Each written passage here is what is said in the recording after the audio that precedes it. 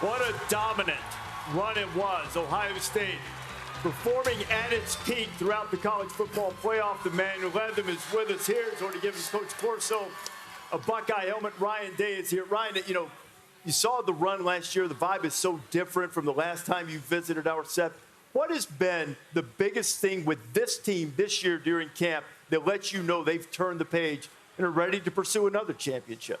I think the first thing is when you're here today, to start the season off like this is unbelievable. Not only, Coach Corso, but just the first game of the year. I'm just thinking coming in, game day's been to 6 of our last 7 games. Think about that. It's pretty good. I mean, and I think to start a season, you think about the world that we all live in. Dez's been doing it 21 years. You're just saying 30 years. Every time we're in a moment like this, we got to take it all in. Yeah. But that being said, everything that's happened in the past has nothing to do with what's going to happen today at noon.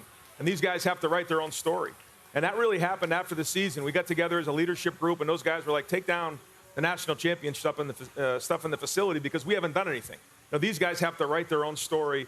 We've had a great preseason. Now it's time to get to playing football. They say whenever you win, there's enough to go around. It doesn't mean that it's going to be with the same place that you're at. That happens in professional football and in college football. Whenever you're successful, a lot of people want a piece of whatever you have. You lose both coordinators, you lose your offensive line coach, and you lost 14 guys to the NFL. That is a daunting task for anybody. This is going to be your new normal, though, especially if you're going to be successful. How have you handled that, and what has your message been to the people that are replacing legends of Ohio State? Well, when you're at the top, everyone's going to keep coming at you, and you got to keep pushing. And, we're at Ohio State. I mean, when you look at the atmosphere today and the fan base that we have, I mean, it's the most exciting time to ever be a Buckeye there it's ever been. And, we recruit great staff who want to be here and understand what the environment's like, understand what games are like, but most importantly, the players. The players came to play in environments like this. And so this is a new group of guys, a new journey, and here we go. I know you reload, but you lose Chip on one side, yep. You lose Jim on the other side, both coordinators, 8 great players on defense. A lot of those guys were 3-year starters and meant so much to you last year on that run, that 4-game run. Yep. Lose a quarterback, you lose your 2 top running backs, you lose a great receiver in Emeka. And when you have all of that, what was this offseason like, and what have you liked, what you've seen in rebuilding this back up? Yeah, well, guys had to step into different roles. So at the end of the season, we moved guys down in our team room into different seats. So the guys who are juniors now have to become leaders. The guys who are freshmen can't be freshmen anymore. They have to step into these roles and then own the roles, because it's one thing to be a role player and play 15, 20 plays. It's another thing to take on the majority of the work, and now you're playing 40 to 50 plays, and you have to produce. Mm-hmm. So there's a lot of guys that have been working hard at it, and every day in practice, you're trying to simulate what a game is like. Mm-hmm. But I feel like our practices have been good. I feel like the focus has been good, and here we go today. We figure out what we got. Yeah. Well, congratulations on some of those great memories you created for yourself, your fans, Ohio State. But I guess everybody's biggest concern would be the quarterback position, as always. So just tell us about how Julian has kind of progressed this spring. Yeah, when Julian came in, and really had a good spring, good preseason, and then learned behind Will about what it means to be a leader, about what it means to have command in the huddle, what it means to prepare, what it means to go through tough losses and come back from those. And so that was an important thing during the process last year, both Lincoln and Julian. I used to say during bed check, make sure you watch how Will Howard's going about his business, because that's going to be you guys next year. Right. So he's learned a lot from there. And then I think as the season's gone on, or the preseason's gone on, he's grown momentum. He makes quick decisions. I feel like he's got a good command of the huddle. And it's like anything else, you got to go play and figure out what you got. But I think the guys believe in him because of his ability, and now it's time to go play. Right. Coach, congratulations on winning the national championship. Big Ten runs college football right now. Kirk did a great job explaining everything you lost from last year's team, but not only did you lose talent, but you lost leadership and an identity. You're talking about JTT, Jack Sawyer, Trevion Henderson, those guys. They gave that team an identity. What's the personality or identity of this team?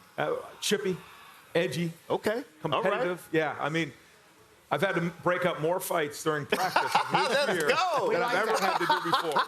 I mean, these guys love to play. They love to compete. They want to prove themselves every time they're on the field. Excellent. And so, that's got to carry over to us as we continue to build our identity, because, what our identity is right now probably won't be where it's going to be mid-season or toward the end of the season. So a big part of that is going to be our leadership. Can I ask you about personally what life is like as the mountain? That's how Coach Saban describes it. Whenever you become the national champion, you are the mountain. All eyes are on you. Sustained success is not easy. He was able to accomplish it. Bill was able to accomplish it up in New England for a long time. Dynasties are very, very difficult because all eyes are on you. What has it been like for you being at the top here? Well, I think the thing you have to do is you have to focus on what you can control. You know, there's so many things that are out of your control. There's so many things that are going to come at you. And what you got to do is just focus on that. Focus on the relationships in the building and what matters. And what matters is what we do in the stadium. You know, there's so many other things that come with college football now, and there's so many distractions for our players and for our staff. So the most important thing is what we do in the building every day, keeping the distractions to the side, and then focus on just doing our job and playing really, really hard on the field. And that's it. And then as we go, we build our team. But that's it. You know, I think there's, you know, more and more distractions out there, and it's our job to make sure we focus with this team, and that's what we're going to do. We're all happy for you, by the way. Thanks. Jeez, Yeah, you know, we are so happy for you. And, you know, all this, we keep talking, all this he's lost. He does have the best offensive player in college football and the best defensive player in college football coming back to build around. Jeremiah Smith and Caleb Down. Ryan, great to see you. Congratulations. Coach, you just did your lap around the field. People at home might not know you do that every time you're out here. What is the intention of that? To be present. You know, we put in a lot of time and effort as coaches and as players, and so when you get to the arena, one, I like to get comfortable in the arena, but two, just to be present, you know, and understand how grateful I am to get to do what I do. You call your mom and dad, what do they say to you? They love me every time. They think I'm the greatest ever, like every parent, but, you know, they've been supporting me since I was obviously a little kid, and, you know, the fact that they get a chance to watch us play every Saturday, I always like to check in with them. Shout out to Sally and Seb. What have you seen from your quarterback, Arch Manning, this morning?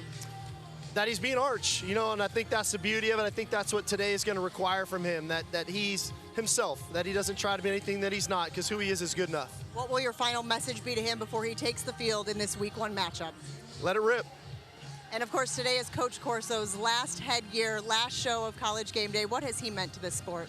Well, I just think about, I was thinking a lot about college football this morning, actually, and about here we are in this world of revenue sharing and conference realignment and CFP, and a lot of that is due to these TV deals that we've all signed from a conference standpoint.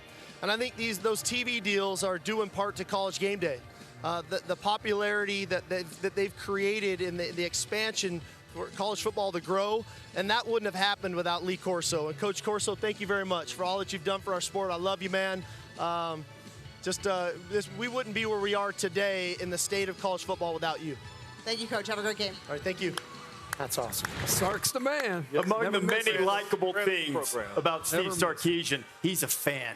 Man, he loves this. He loves ULC. And, man, what a game here. Number 1 against number 3, Texas and Ohio State on the first full Saturday of the season. In my opinion, this is the most anticipated season opener ever.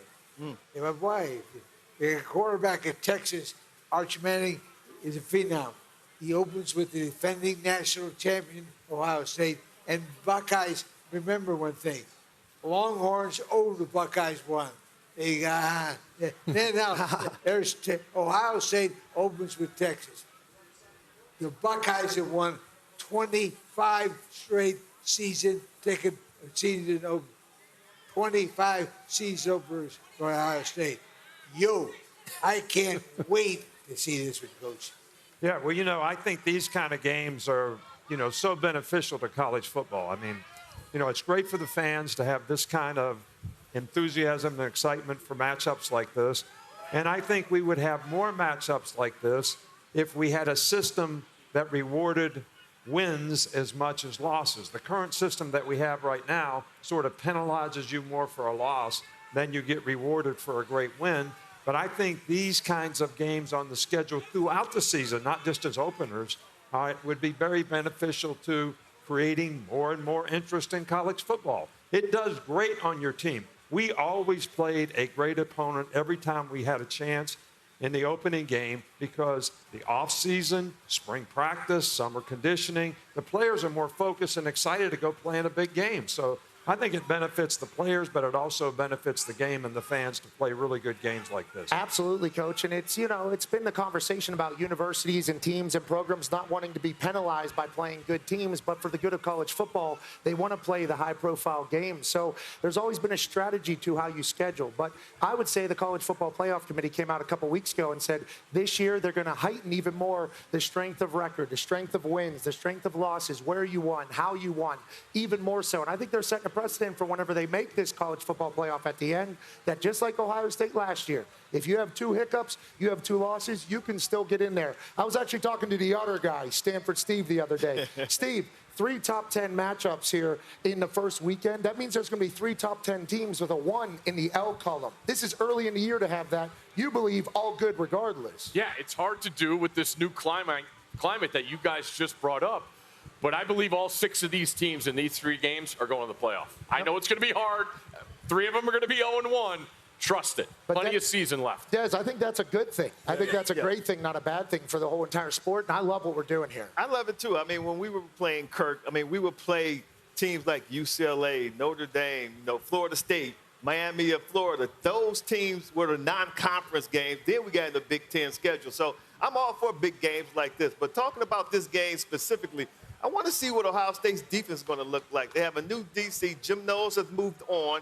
He's at Penn State now. They have Matt Patricia. And they have one of the best defensive, if not the best defensive players in all of college football, Caleb Downs. I want to see what scheme he's going to bring to the defense against Arch Manning in this offense and matching wits. That's the game within the game, trying to match wits. One of the best offensive coordinators, offensive minds in college football, Steve Sarkisian. That's what I'm going to keep an eye on. Yeah, and Matt Patricia with his NFL experience, be interesting to see the tweaks he makes to the system that was so effective last year with that 3 safety look with Jim Knowles. But just to go back to this, you know, I think it's one thing to sit here and talk about it in August, about how it makes sense.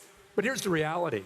Until the CFP consistently rewards teams that play in these kind of games, there's this, I think, outside noise with social media, outside noise when it comes to this team has 10 wins, this team has 11 wins, this team only has 9 wins.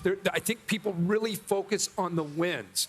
So if that's your message, you're telling coaches and ADs, play McNeese State, play Kennesaw State.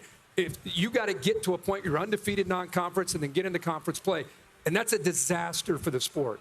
You have to reward LSU and Clemson, whoever loses that game. Ohio State, Texas. That should be a reward if you lose a close game. I'd rather see LSU play Clemson in Death Valley than play a home game at Tiger Stadium against McNeese State. Right. They should be rewarded more for playing Clemson if they were to lose. We all agree to that. Yeah, I think we all do. But I don't think I don't know if everybody. CFP has said they said this year. And that's the only group that matters. We hope. Yeah, we hope. But that's still individual. Each individual selection committee member can weigh it the way he or she wants to. The other thing to me is they have to mean something, because all of this talk about all of 7 automatic bids 2018 field is ridiculous, because then you play these games, you don't get hurt, but they don't mean anything. So, you don't want to do that either. That takes away from it too.